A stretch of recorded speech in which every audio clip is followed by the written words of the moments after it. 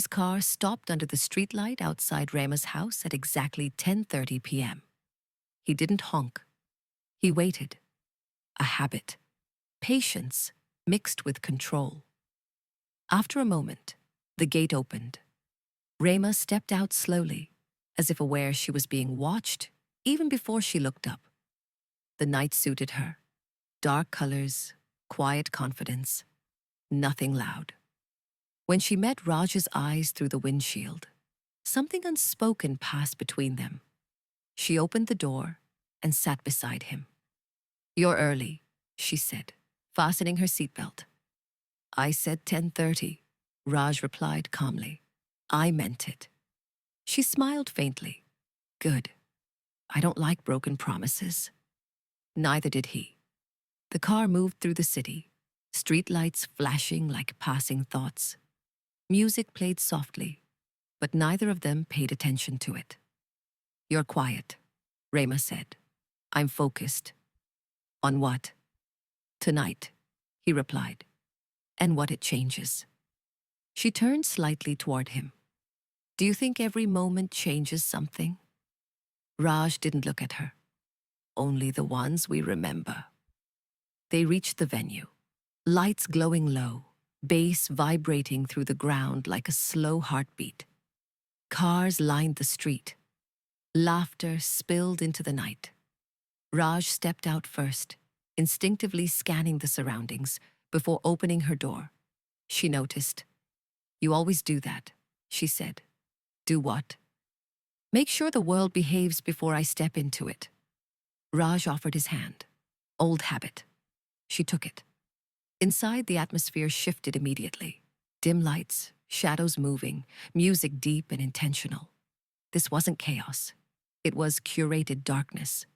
Rema leaned closer so he could hear her. "This place feels different." Raj's voice was steady. "Because it's honest. No one pretends here." She looked at him. "And what are you pretending tonight?" Raj met her gaze. "Nothing." The music slowed. People gathered near the floor. Rema turned fully toward him now. "Then dance with me." Raj hesitated, not out of doubt, but decision. Then he nodded. And as they stepped forward together, the world narrowed, to rhythm, to breath, to the space between them that was no longer empty. The night had begun, and neither of them would leave it unchanged. The music was low, deliberate, nothing loud, nothing careless. Lights moved slowly across the floor, shadows folding into one another like secrets. The music softened, settling into a slower rhythm, and the crowd instinctively gave them space. It wasn't intentional. People simply sensed the quiet gravity around them. Raj placed his hand where it belonged, respectful, steady. Rema's fingers rested lightly against his shoulder, hesitant for a second, then sure. They began to move.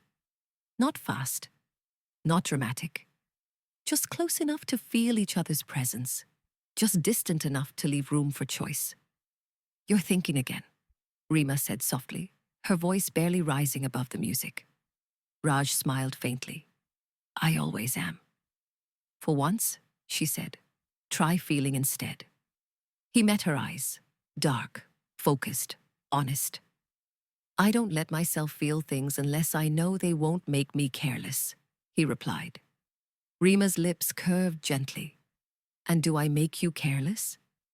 Raj didn't answer immediately. He guided her into a slow turn, his hand never tightening, never loosening. Perfect control. "No," he said at last. "You make me aware." The words settled between them. As they danced, the world blurred, lights fading into soft shadows, music turning into a low hum. Rema noticed the way Raj adjusted his steps to match hers, how he listened without asking, how his calm never felt empty. "You dance like you trust yourself," she said. "I trust my decisions," Raj replied. She leaned closer, her voice warm. "Then let tonight be one." For a moment, they stopped moving, still standing close, breathing in the same space. Raj looked at her, really looked at her, as if committing this version of her to memory. "Some moments don't repeat," he said quietly. Rima smiled. "Then don't miss this one."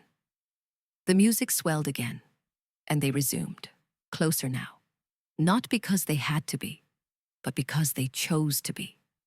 And for the first time that night, Raj stopped scanning the room. For those few minutes, there was no past to guard against, no future to calculate. Only the dance and the quiet comfort of not being alone in it.